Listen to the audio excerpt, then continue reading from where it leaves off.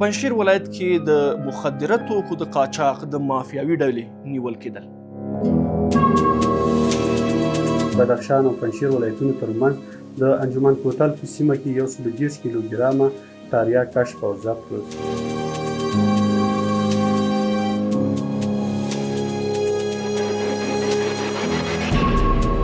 ودرګه ما شي کته کدي خو احمد سجلو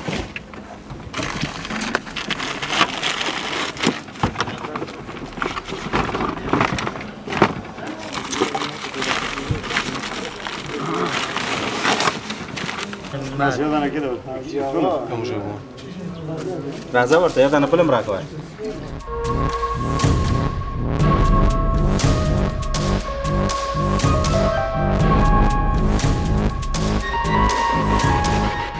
درنو لیدونکو سلامونه، زه امین الحق امینی یم. لکه څنګه چې تاسو ته معلومه ده د اسلامي امارت له واکمنېدو سره سم د هیواد په ټولو ولایتونو کې د تریاکو کښت او کرکیله په بشپړ ډول باندې منع شوې ده او هیڅوک نشي کولی چې د تریاکو کرکیله ترسره کړي. په جمهوریت کې موږ د تریاکو د کښت او د کرکیلې په لویه پیمانه باندې شاهدانو چې د هیواد په مختلفو ولایتونو کې ترسره کېدل، او کوم ولایتونه چې هم دغه چاره پکې نه ترسره کېدله، بیا نو په دغه ولایتونو کې د تریاکو د پروسس او د هیروینو د پروسس بیا ستر مرکزونه موجودو چې د دولت د لوړو پوړو چارواکو لخوا هم حمایت کېدل، چې په هغه وخت کې راپورونه هم موجود دي. همداشان په بدخشان ولایت کې د هیروینو د پروسس ستر مرکزونه موجود چې په هغه وخت کې د ډیرو د پارلمان غړو نمونه هم د دغه دوسیو سره راووتل او افشا شو. خو بیا هم د دغه کړنو مخه نه نیول کېدله. په پراخه پیمانه باندې قاچاق ترسره کېده. که چا قاچاق ترسره کوه هغه له دولتي چارواکو سره اړیکې درلودلې، په راحتۍ سره یې کولی شو چې د هیواد مختلفو ولایتو ته تریاک انتقال کړي او یا هم هیروین انتقال کړي. همداشان د هیواد څخه بهر هم د انتقال لپاره مختلفې لارې درلودلې او له مختلفو لارو څخه یې ګټه اخیستله. له نیکه مرغه تېره ورځ په پنجشیر ولایت کې د قاچاق مخه نیول شوې ده او په زیاته پیمانه باندې تریاک دلته د امنیتي ځواکونو لاسته ورغلي دي. لومړی ورځو د پنجشیر د امنیه قمندان سمونوال حقمل سعد خبرې اورو، بیا راګرځو په همدې موضوع باندې بحث کوو. بسم الله الرحمن الرحیم. د پنجشیر ولایت امنیه قمندانۍ د نشهیي توکو پر ضد مبارزې مدیریت د بدخشان او پنجشیر ولایتونو ترمنځ د انجمن کوتل په سیمه کې 130 کیلوګرامه تریاک کشف او ضبط کړل چې په یو اراده فرونر موټر کې په ماهرانه توګه ځای پر ځای شوي او د 2 تنو قاچاقبرو لخوا د بدخشان ولایت څخه د پنجشیر له طریقه لومړی کابل او بیا هلمند ولایت ته انتقالېدل. یاد اشخاص به د دوسیې تر بشپړېدو وروسته اړوندو عدلي او قضایي ارګانونو ته وسپارل شي او یاد نشهیي توکي به د محکمې د حکم په اساس حریق شي. د یادونې وړ ده چې د پنجشیر ولایت امنیه قمندانۍ د نشهیي توکو سره د مبارزې په برخه کې جدي اقدامات ترسره کړي. د ښاغلي حقمل سعد خبره تاسې واورېدلې. په دې تور باندې تر اوسه پورې 2 کسان نیول شوي دي چې انځورونه او ویډیوګانې تر موږ هم را رسېدلي دي. په هغه وخت کې چې کله هم دا موټر پیژندل کېږي د امنیتي ځواکونو له لوري پلټل کېږي او په داسې شکل باندې د تریاک ځای پر ځای شوي وو چې پوهېدل او د هغې پیژندل او پیدا کول یې ډېر ستونزمن کار و. خو له نیکه مرغه چې د نشهیي توکو سره د مبارزې مدیریت په پنجشیر کې په دې باندې توانېدلی دی او دا مخدره توکي پیدا کړي دي. ورځو هغه انځورونه چې کله هم دغه تریاک له موټر څخه راباسي او هغه ځایونه چې په موټر کې ورته جوړ شوي دي هغه هم په ګډه سره ګوري چې څومره په ماهرانه شکل باندې په دې پرونر موټر کې دغه تریاک ځای پر ځای شوي دي. په ګډه سره ګورو. ما شي کته کدي خو احمد سجلو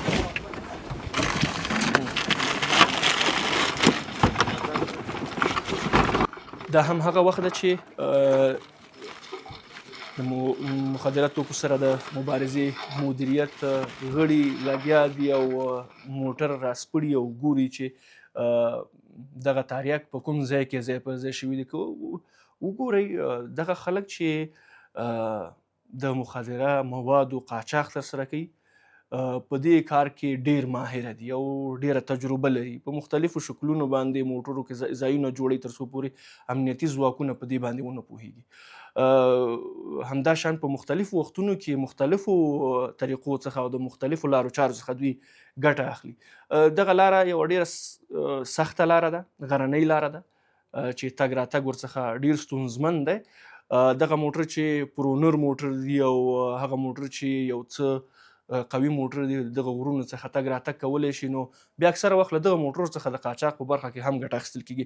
هغه انځورونه هم ګورو چې دوی امنیتي ځواکونو البته د دغه قاچاق په تور باندې دغه ډله نیولې ده او دلته موجود د هغې انځورونه هم د امنیه قمندانۍ لخوا موږ ته رارسېدلي، په ګډه سره ګورو.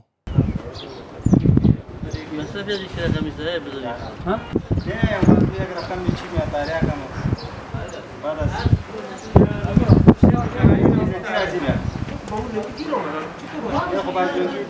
تاسو ولیدل چې تر اوسه پورې 2 کسان په دغه تور باندې نیول شوي دي چې په همدې موټر کې ناست وو او د تاریاکو د انتقال لپاره یې هڅه کوله.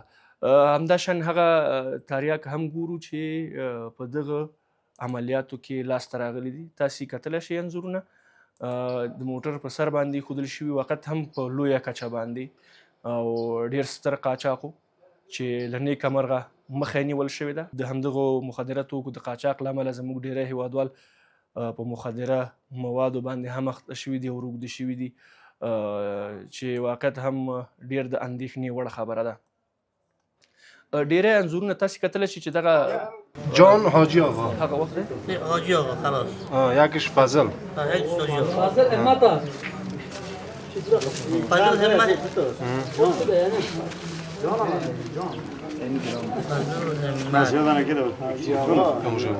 تاسو کتلی شئ چې تاریاک راوړل کیږي او دلته د هغې وزن کتل کیږي چې څومره اندازه تاریاک دي. ډېر په ماهرانه شکل باندې ځای پر ځای شوي دي، پلاستیک ترېنه تاو شوی دی او نور مواد هم ترېنه تاو شوي دي.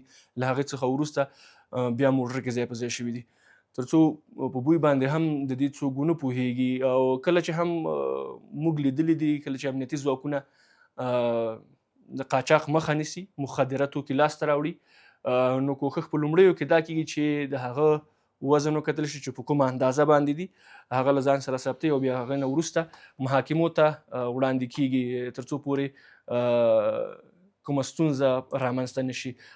دا د هغه تصویرونه دي چې له ډېر نږدې څخه د دې مخدره موادو څخه اخیستل شوي دي.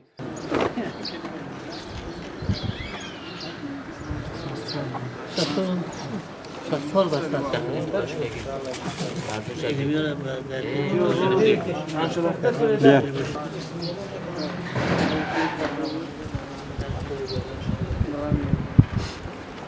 بیا که ترام قطعه میو بگیریم باز مخصوص پیش خودت باشه. چی؟ عکس اینجا از تو چه ترام بگیریم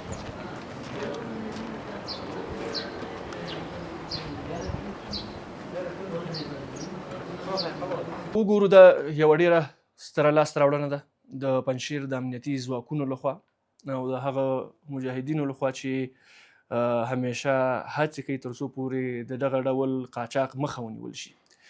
که د پنجشیر ولایت هغه جغرافیایي موقعیت ته وګورو، دلته چې کوم انجمن کوتل په نوم باندې چې وړاندې هم حقمل سعد پنجشیر ولایت د امنیه قمندانۍ ویان یادونه وکړله، انجمن کوتل چې د همدې له لارې دغه مخدره توکي یا هم تاریاک انتقالېدل. دا یوه ډیره سخته لاره ده، غرنۍ لاره ده. پنجشیر بدخشان ته نورې لارې هم لري، همداشان بدخشان هم ډیری داسې لارې لري چې هغې څخه قاچاق ترسره کیږي. د پنجشیر ولایت هغه جغرافیوي موقعیت انجمن کوتل سیمه دلته موجوده ده چې کوم یو د قاچاق لپاره چې وړاندې هم ما یادونه وکړه ترېنه استفاده کیږي. پنجشیر له بدخشان سره نښلوي او همداشان د کوکچې د حوزې له لارې دلته د قاچاق وړونکو لخوا د بدخشان له مزارونو څخه د هېواد نورو ولایتونو ته نشه یي توکي او همداشان د دې لیږد د انتقال او همداشان د قاچاق کړنې ترسره کیږي. یو پټه ترانزیتي لارې هم موجوده ده چې اکثره وخت د امنیتي ځواکونو لخوا دغه قاچاقړونکي پکې نیول شوي دي. همداشان په تاریخي توګه که وګورو بدخشان په شمال کې تاریاکو کښت او همداشان د هیروینو پروسس لوی مرکزونه موجود چې دغه مرکزونه د جمهوریت پر مهال باندې جوړ شوي وو او ډیری هغه دولتي لوړپوړو چارواکو ورڅخه ګټه اخیستله چې په دولت کې په لویو دندو باندې مصروف او چا یې مخه هم نشوه نیولی. دغه مرکزونه ډیری داسې ویل کېږي چې د بدخشان د پارلمان د غړو لخوا څخه حمایت کېدل او د دوی په وینا باندې جوړ شوي وي او دوی ته ډېره ستره ګټه رسوله. همداشان له دې لارې څخه همیشه دا هڅه شوې ده چې ګاونډیو ولایتونو ته د پنجشیر له لارې همداشان د غرنیو کوتلونو لارې پلازمینې کابل او نورو سیمو ته مخدره توکي انتقال شي. باید ووایم چې په اوس وختونو کې تر ډیره پورې د دغه قاچاق مخه نیول شوې ده او لامل یې هم دا ده چې د کر کلي کمښت او همداشان د امارت له لورې د تاریاکو په کښت باندې بشپړ ډول باندې بندیز لګول دي.